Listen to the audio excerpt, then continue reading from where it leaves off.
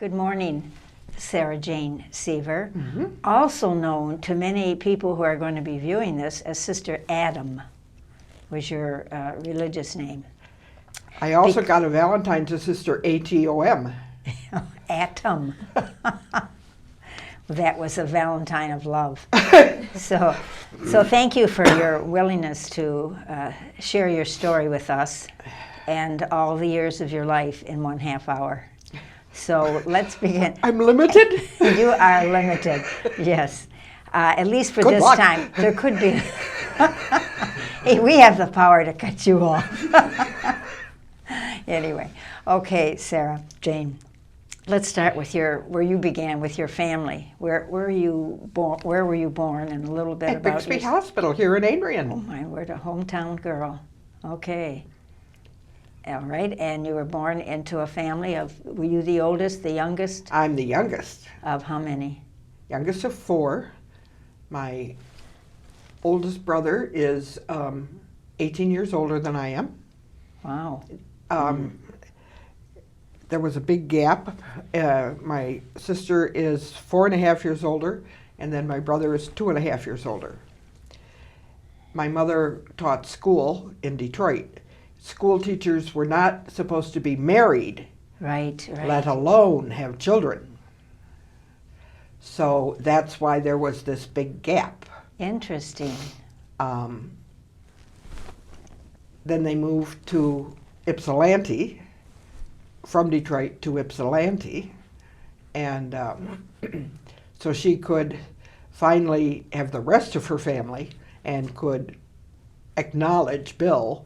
But by then, you know, he was enough older and he did join the Air Force.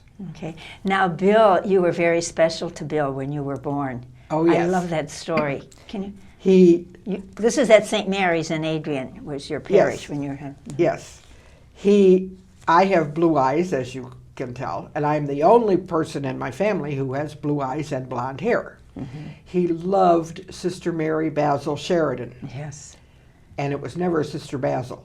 It was always Mary Basil. Okay. He put baby blue eyes in the bicycle of his basket, did not tell Mother, put me on his bike, and rode me down to St. Mary's to show me to Sister Basil, who promptly put me on the altar of the Blessed Mother and dedicated me to the Blessed Mother. And then he brought me back home. Mom did not know where I was. Oh, my word. So she spent the whole time on her knees praying the rosary. Pretty soon the phone rings. Sister Basil tells her what Bill had done and what she had done. And pretty soon Bill arrives home. Mother is no longer ready to kill him. And of course, she takes full credit for my vocation. I was going to say, I'm sure she did. Full credit for my vocation. Little did Sister Mary Basil know back then. What? I said, little did Sister Basil know back then. Oh, yeah. What she was doing. So then you moved to Ypsi. Why did you move to Ypsi? Well, as I say, my father and a friend own a bowling alley. Well, when the crash hit, things like bowling alleys and all of that, you know, people didn't do anything for entertainment. They didn't have money for entertainment. So they lost the bowling alley, and they had to move back to the family farm in Ypsilanti and run the family farm. My grandparents were elderly. They moved into town, and Mom and Dad ran the farm, and us kids, you know, we loved the farm. But according to my mother, we lived on a farm, but we're not farmers. So you can tell how she felt about The farm. farming. We had 100 chickens. I don't know how many sheep, but at least a dozen sheep. There was a dairy up the road, and they pastured cattle on the farm. We had an egg route every Friday. where we sold eggs through a neighborhood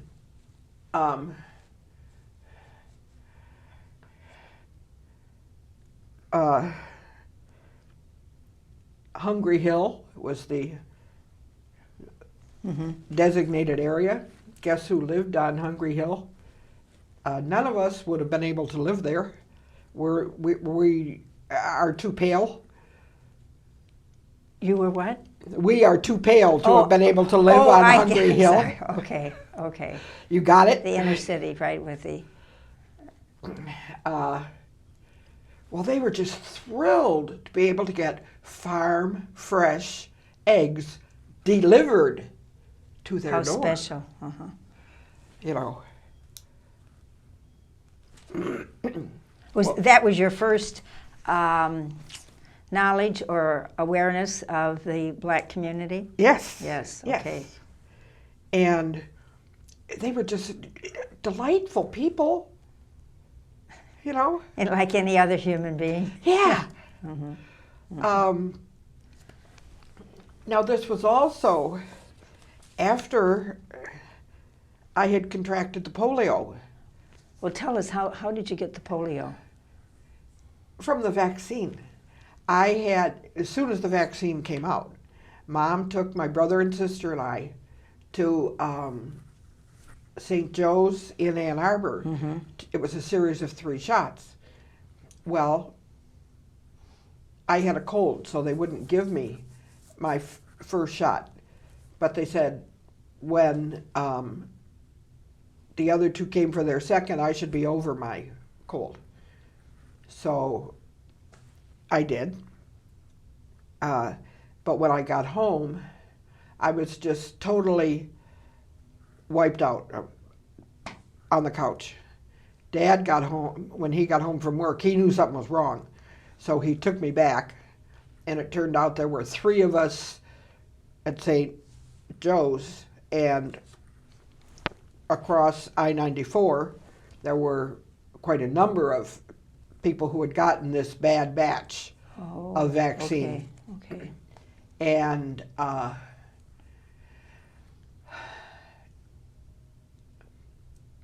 one girl at St. Joe's never left the hospital. One was in an iron lung, Yeah. and I remember distinctly her.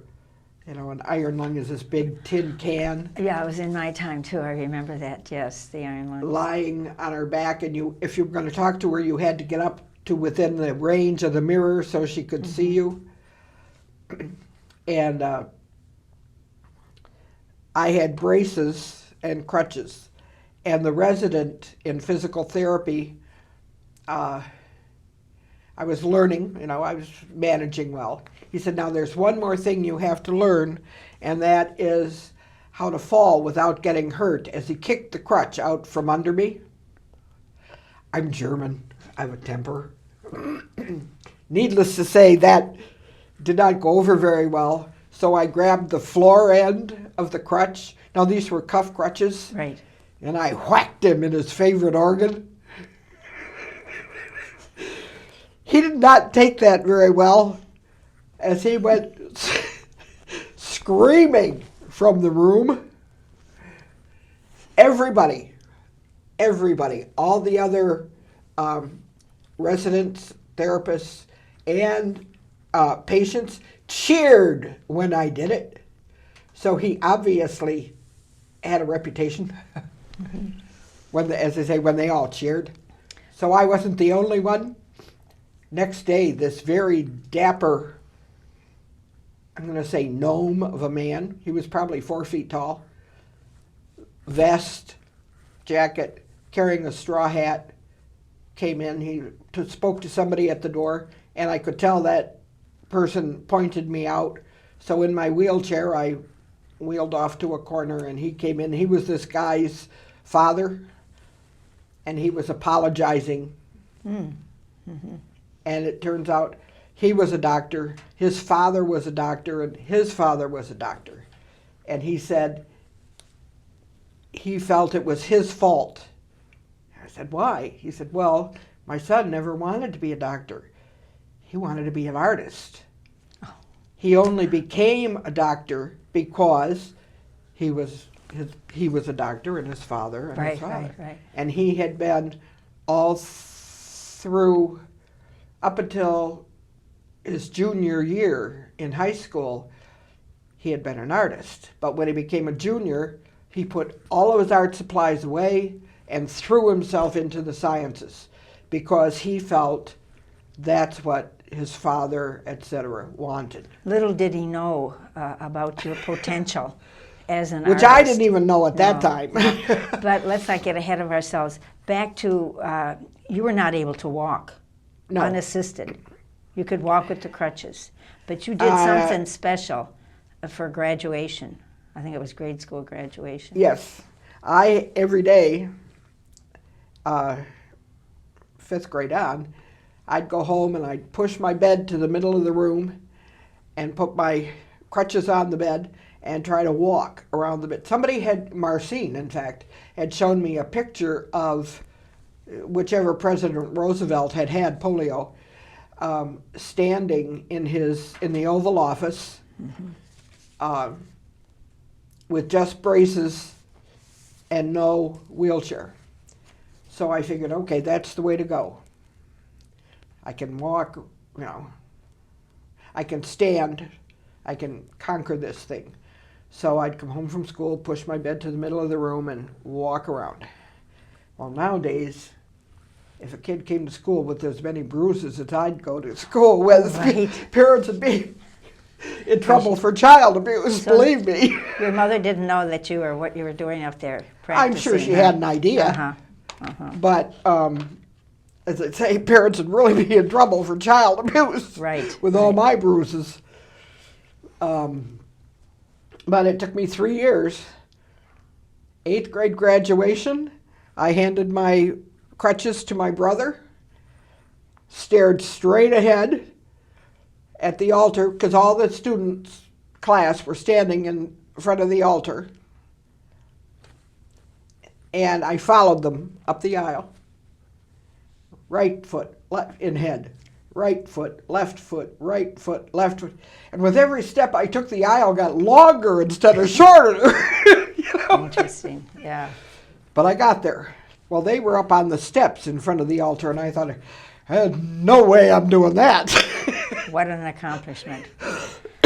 So I got there, and I just stepped aside and turned and faced Father John Hellner was the assistant.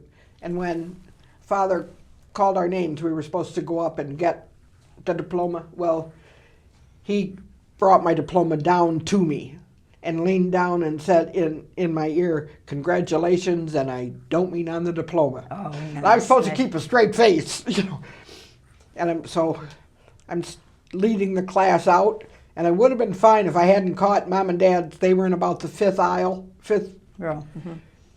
I would have been fine if I hadn't caught their eyes, tears streaming down their eyes. So I just collapsed into their arms. Oh. And I waved the rest of the class by, and they proceeded to go, and then Mom and Dad walked me out. At that time, you couldn't take pictures in church. So this was 1960. So we gathered on the front steps, and people could all take pictures. They stopped traffic on Cross Street so that everybody could take pictures, and so on. And then I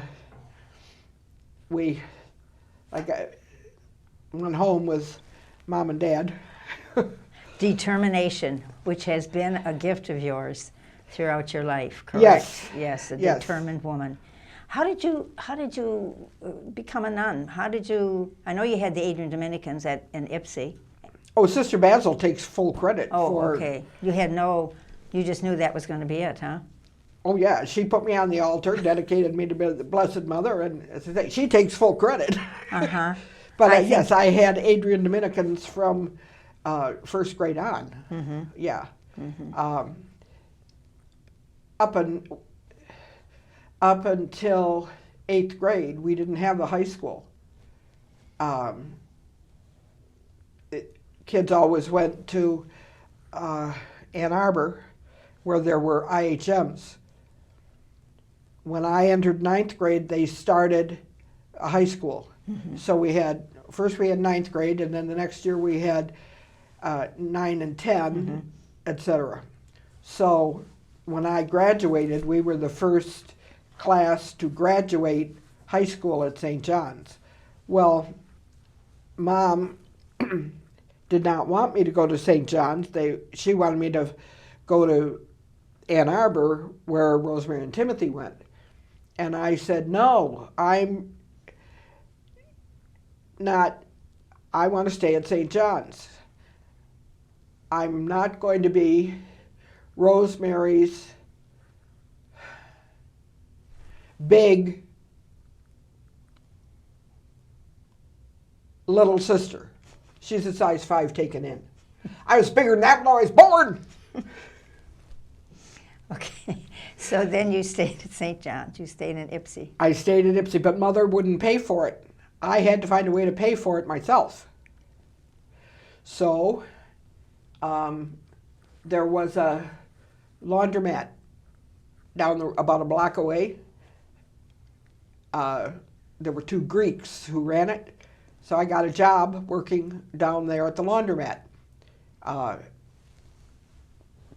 cleaning off the machines and taking clothes out of the washers and putting them in the dryers for people who were willing to pay me to do that. Seems like I got something like 50 cents an hour, but at that time that was good. Appropriate, yeah. You know. And Mom was not happy that I was defying her, but I did it. I paid my way. And you went to St. John's, and then you graduated. And then I graduated. And then you just knew what the next step was, because Sister Mary Basil determined it. Yes. You must have determined it at some point. You had to own that idea. Yeah. When they asked me who my sponsor was, I said, you mean I have to pick one? Oh, that's nice. So you had other Adrians who were special. Mm-hmm. I said, well, I said, I have a whole bunch of them. So if I have to pick one, I guess it would be Sister Marcine. Mm.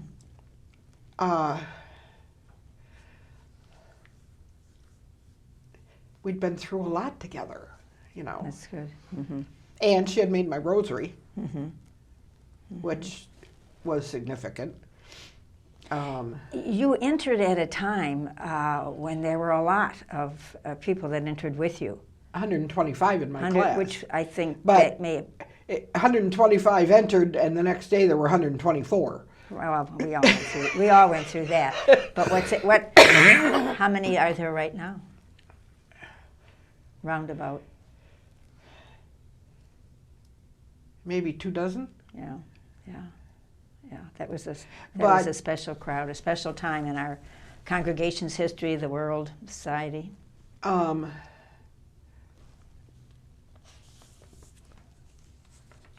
Some have died. Right. Where were you sent? To Detroit? When you got your... First place, I believe, was St. Suzanne's. Okay. I think Kathy has the... well, that's the thing. As you look at all the ministries and all the places that you've been in ministry, either as an educator, as a high school teacher, as an artist, we can't go through all of them, but might there be one or two that were transformative for you, that were just special, that you remember that had an impression on you, either the people you worked with or...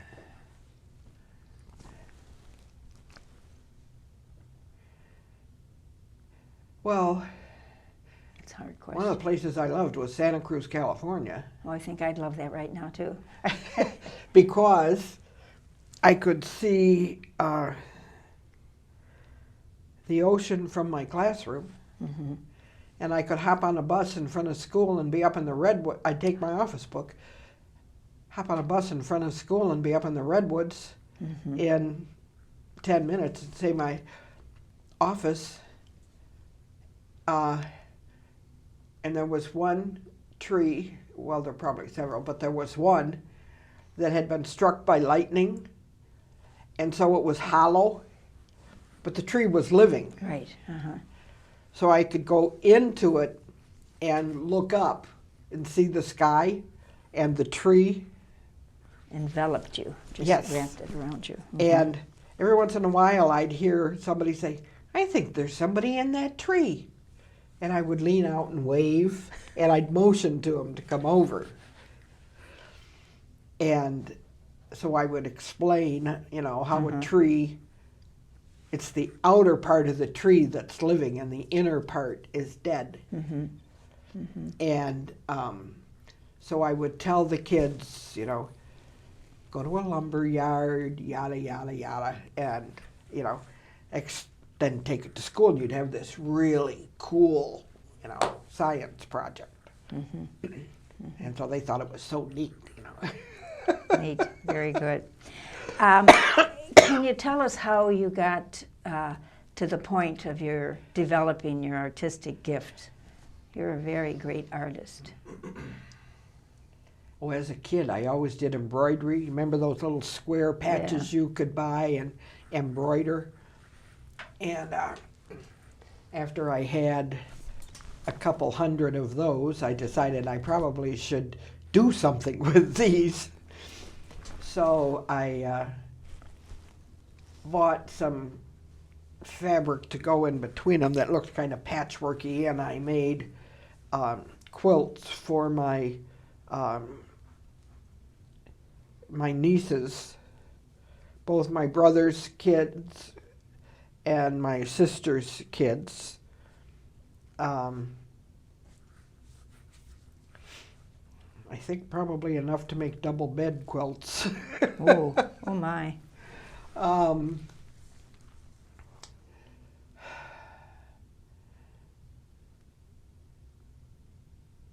Did you find the artwork creativity contemplative? Oh, yeah. Could you say that was a spiritual experience or encounter? How would you describe that? Also, I was thinking of that when you were talking about the tree, and you positioned yourself inside that, almost like a hermitage, if I get the right picture. Did you consider that at the time, or now when you reflect back on it, an encounter with God? Or? Oh yeah, yeah. There have been various times when I have felt like I've been a hug from God. Mm-hmm. That's a nice way to put it. Uh-huh. Uh-huh.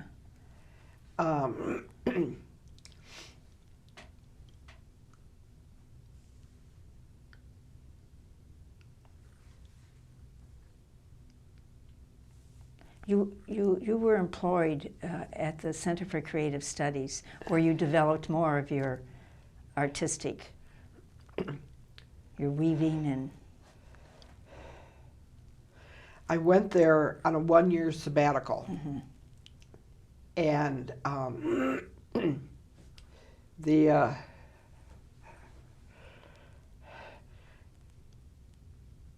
she was then the dean of students, heard that there was this nun in the crafts department, and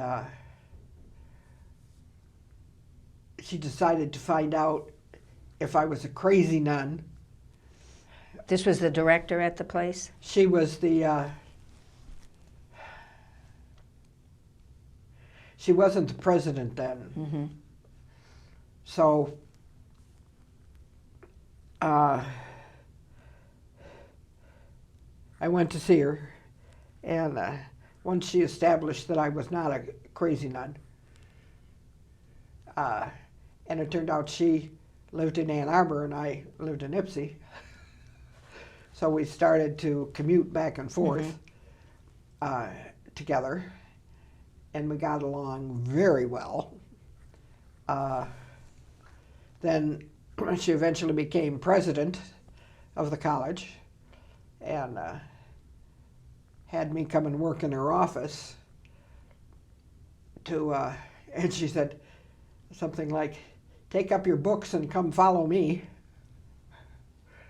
Had you heard that some other place? Yeah. Even though she was Episcopalian. So I could do kind of intake to her. So, as I say, she was a psychologist, and there were times when students who really needed to see her, she trusted me that if a student came in who really needed to see her, even if she was meeting with the president of the board, if I knew a student really needed her, I could knock, wait a couple beats, and open the door and interrupt. That's how much she trusted my judgment. That's great. Great gift. Great affirmation. And there was one boy who we both knew was suicidal. And yeah.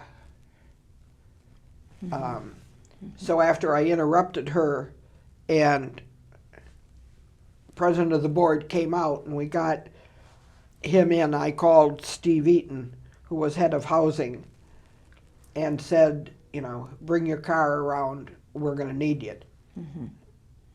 Which he did, and we got the boy to the hospital. What a credit to you. You had many gifts, and you had the intuition in your gut. You knew you had to move forward with something. It was, as I say, she trusted me, and yeah, And because she trusted you, you were able to develop a lot of your own creative gifts. What are some of the gifts that you have, the artistic ability? What have you created besides your goodness and your determination? I think we've talked about the prayer shawl. I don't think you have, not to our audience here, not to be taping. Now explain to me what you mean by the prayer shawl. In the Jewish tradition,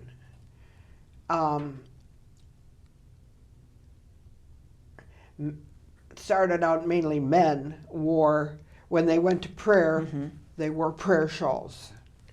And in some synagogues, women also wore prayer shawls.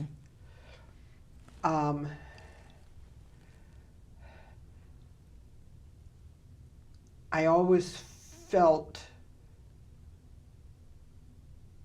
written music looked like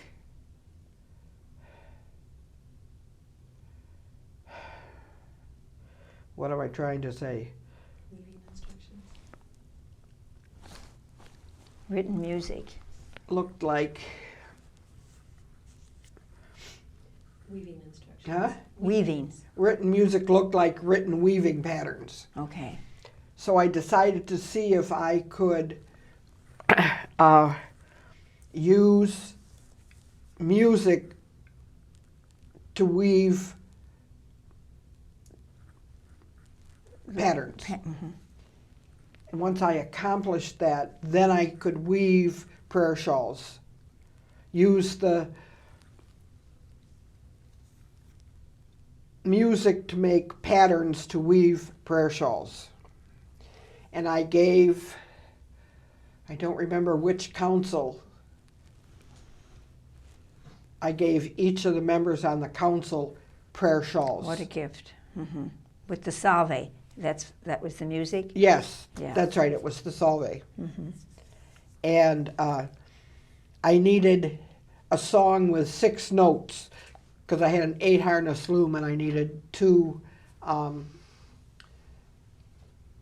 harnesses to tie it together. And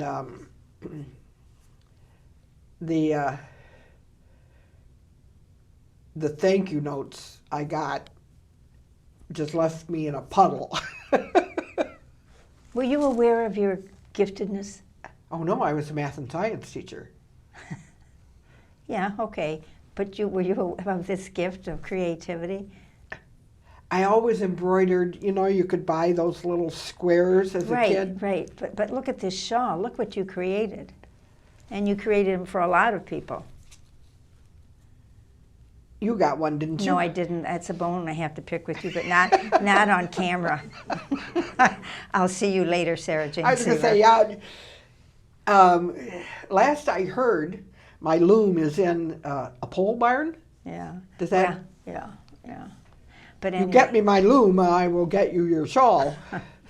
I don't think I have the power to get my loom. if that's all it takes, I'll try. No, but that really was a gift that you gave to so many people, and you weaved a beautiful shawl too, which is in the NI Center. And my your baskets. I was going to say my kimono is in NI. Yeah, maybe that's what I'm thinking of, the kimono. Yeah. So you are very, very gifted. So And I miss it. So what do you do? How do you compensate for that now? You're living at the Dominican Lives Center. And what gets you up every day? And don't say the nurses.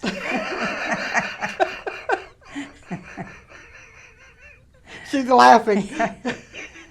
Kathy. She knows that's what I was going to say. I thought you were going to say Kathy. Okay. I mean, you are a treasure to us as an Adrian Dominican. And people realize, people realize all that you have given. And I don't think you realize the gift that you are to us. And right now you're in a position and a place where you can remember everything, but you can't do the creativity. So And that's very frustrating. It is. So what gives you passion and energy at this time of your life?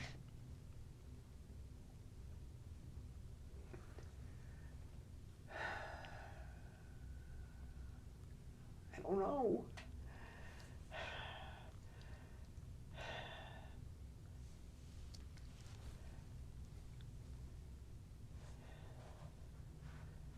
Can you think? I'm more frustrated than anything. Yeah. So what do you do with that frustration? What can you leave with us about what would you like to, a message you'd like to give to all of us who are watching this right now, and as you have shared your life and your ups and downs, your blessings and your challenges? You are content in some way. What has enabled you to be content in your way? Or who, maybe I should say who is enabling you? Who's there with you? Think of that tree out in the redwoods. Who envelops you right now?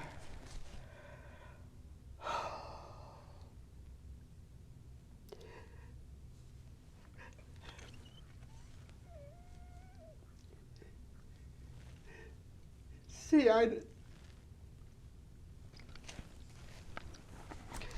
know Alzheimer's is coming.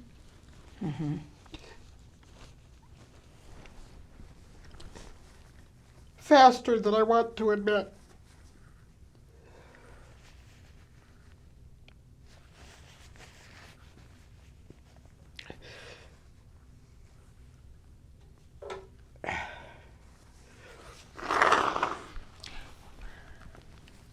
glad it hasn't hit yet. Oh, yeah? We would not have the treasure you just left us with.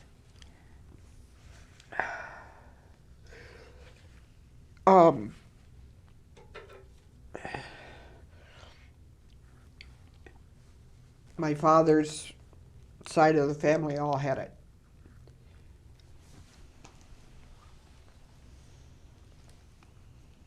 And I watched his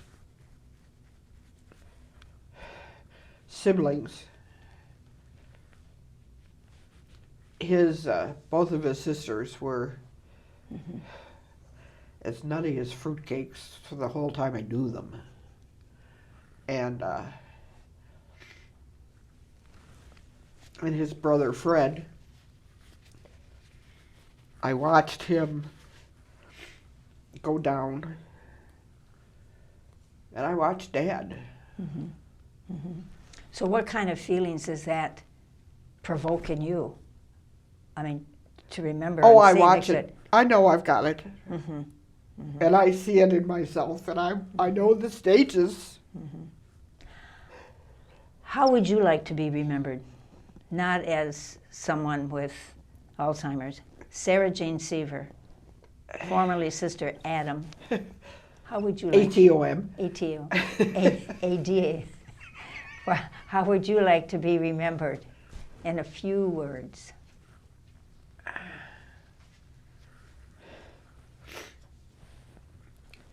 As a teacher. Definitely. And creative.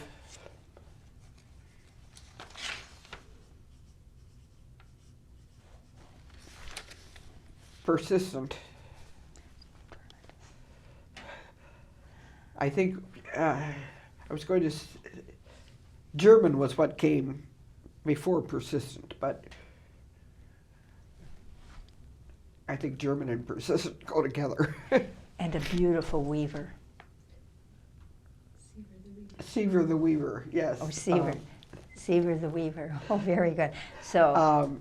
I think it was Pat Daly that dubbed me Seaver the Weaver. From the Dominican, Yeah. the DIA. Yeah. Well, we have to put a halt on this. I'm more than willing to do that. Sarajane, thank you so much for your willingness to share your story, the ups and downs, the challenges, and how you were able to overcome those challenges, or to be at peace with what our God has given you. So as a member of the congregation, I thank you in the name of the congregation for who you are and what you've been and how you've given to our world in many, many ways. So be at peace. Thank you. I work at it. Continue working. Remember walking around that room. Thank you. Thank you. Thank you.